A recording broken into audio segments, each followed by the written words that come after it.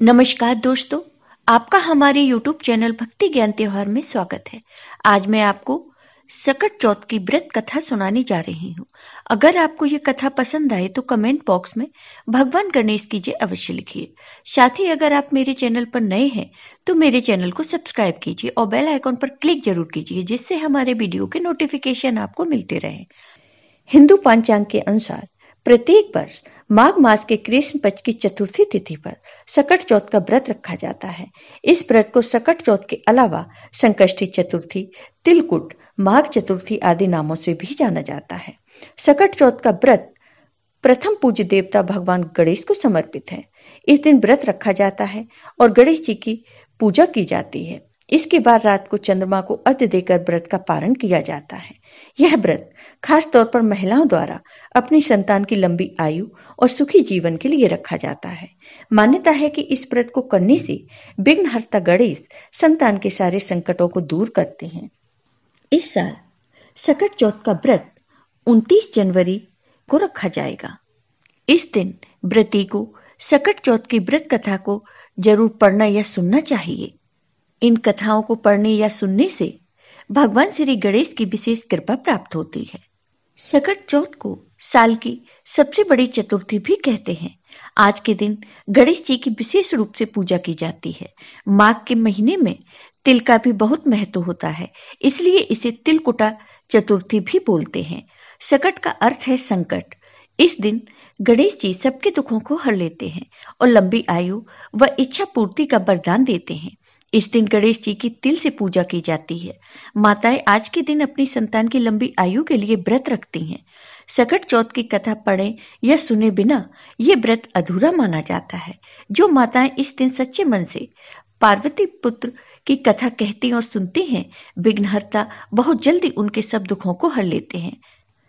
आइए अब सुनते हैं सकट चौथ की ये कथा। किसी नगर में एक साहूकार और उनकी पत्नी रहते थे। दोनों का धर्म दान पुण्य में कोई विश्वास नहीं था। वो बिल्कुल भी पूजा पाठ नहीं किया करते थे। उन साहूकारनी की कोई संतान नहीं थी, इसलिए वो हमेशा दुखी रहा करते थे। एक दिन साहूकारनी अपनी पड़ोसन के घर गई। उस दिन सकट चौथ का दिन था और पड़ोसन सकट चौथ की पूजा कर रही थी। साहूकारनी ने पड़ोसन से पूछा, बहन यह तुम क्या कर रही हो? तब पड़ोसन ने कहा, आज सकट चौथ का व्रत है, इसलिए मैं पूजा कर रही हूँ। साहूकारनी ने पड़ोसन से पूछा, इस व्रत को करने से क्या फल प्राप्त होता है? तब पड़ोसन ने कहा, इसे करने से धन धान्य सुहाग और पुत्र सब कुछ मिलता है। इसके बाद साहूकारनी बोली, अगर मेरा बच्चा हो गया तो मैं 1.25 सेर तिलकुट करूंगी और चौथ का व्रत रखूंगी। इसके बाद भगवान गणेश ने साहूकारनी की प्रार्थना कबूल कर ली और वो गर्भवती हो गई। गर्भवती होने के बाद साहूकारनी ने कहा, अगर मेरा लड़का हो जाए तो मैं 2.5 सेर तिलकुट करूंगी। कुछ दिन बाद उसके लड़का हो गया। इसके बाद साहूकारनी बोली, भगवान मेरे बेटे का विवाह हो जाए तो मैं 5.25 सेर का तिलकुट करूंगी। भगवान गणेश ने उसकी ये फरियाद भी सुन ली और लड़के का विवाह तय हो गया। सब कुछ होने के बाद भी साहूकारनी ने तिलकुटा नहीं किया। इसके कारण सकट देवता क्रोधित हो गए। उन्होंने जब साहूकारनी का बेटा फेरे ले रहा था तो फेरों के बीच से उस लड़के को उठाकर पीपल के पेड़ पर बैठा दिया। इसके बाद सब लोग बर को ढूंढने लगे। जब बर नहीं मिला तो लोग निराश होकर अपने घर को लौट आए। जिस लड़की से साहूकारनी के लड़के का विवाह होने वाला था, एक दिन वो अपनी सहेलियों के साथ गणगौर पूजन करने के लिए जंगल में दूब लेने गई। तभी उसे पीपल के पेड़ से एक आवाज आई, ओ मेरी अर्धव्याही। ये सुनकर लड़की घबरा गई और अपने घर पहुंची। घर पहुंचने के बाद लड़की बहुत ही परेशान रहने लगी।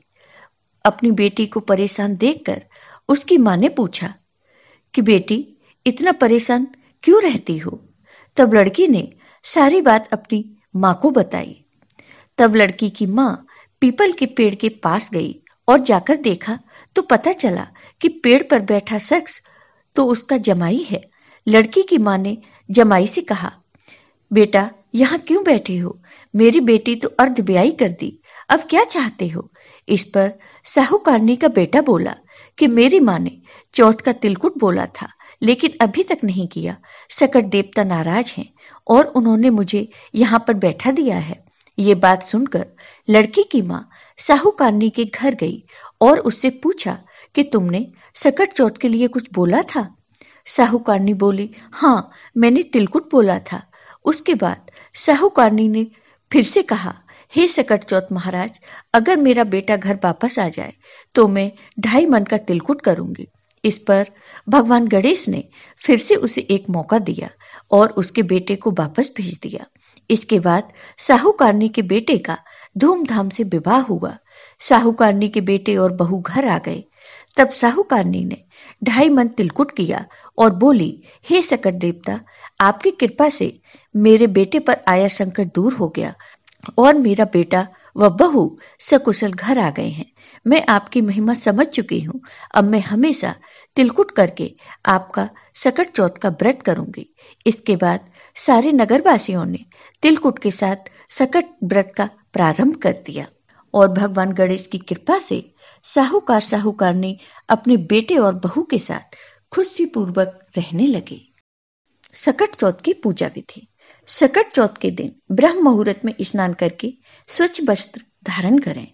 इसके बाद भगवान गणेश की प्रतिमा को चौके पर स्थापित करें। गणेश जी के साथ माँ लक्ष्मी की मूर्ति भी रखें। गणेश जी और माँ लक्ष्मी को रोली अक्षत लगाएं, फिर पुष्प, दूर्वा, मोदक आदि अर्पित करें। सकट चौथ में तिल का विशेष महत्व है, इसलिए भगवान गणेश को तिल के लड्डुओं का भोग लगाएं। ओम गणपति नमः मंत्र का जाप करें। अंत में सकट चौथ व्रत की कथा सुने और आरती करें। रात्रि में चंद्रमा को अर्घ्य देकर सकट चौथ व्रत संपन्न करें। सकट चौथ व्रत का महत्व। माताएं अपनी संतान के सुखी जीवन के लिए सकट चौथ का व्रत रखती हैं। व्रती महिलाएं शाम को गणेश जी की पूजा और चंद्रमा को अर्घ्य देने के बाद ही भोजन करती हैं। मान्यता है कि माघ माह की चतुर्थी के दिन ही भगवान गणेश ने अपने माता पिता की परिक्रमा कर अपनी तीव्र बुद्धि ज्ञान का परिचय दिया था। इस व्रत को करने से संतान को अच्छा स्वास्थ्य, बुद्धि, समृद्धि में वृद्धि होती है। साथ ही इस दिन तिल का स्नान, दान, उसके सेवन और पूजा में विशेष इस्तेमाल किया जाता है। वहीं कुछ स्थानों पर महिलाएं व्रत तोड़ने के बाद खिचड़ी, मूंगफली और फलाहार करती हैं। इस दिन शकरकंद खाने का शारीरिक महत्व होता है। गणेश जी को मोदक, तिल और गुड़ के लड्डू का भोग लगाएं। इसके बाद गणेश चालीसा और सकट चौथ की व्रत कथा का पाठ करें। आखिर में गणेश जी की आरती करें। इस दिन संकट हरण गणेश जी तथा चंद्रमा का पूजन किया जाता है। कथा सुनने के बाद चंद्रमा को अर्घ्य देकर ही व्रत खोला जाता है। यह व्रत सभी संकटों तथा दुख को दूर करने वाला है। इस व्रत को करने से सभी इच्छाएं व मनोकामनाएं पूर्ण होती हैं। जय हो गणेश भगवान की, जय हो सकट देवता की, जय हो चौथ माता की। आपको ये वीडियो पसंद आया हो तो कमेंट बॉक्स में कमेंट करके जरूर बताइए। साथ ही मेरे वीडियो को ज्यादा से ज्यादा शेयर करिए। धन्यवाद दोस्तों।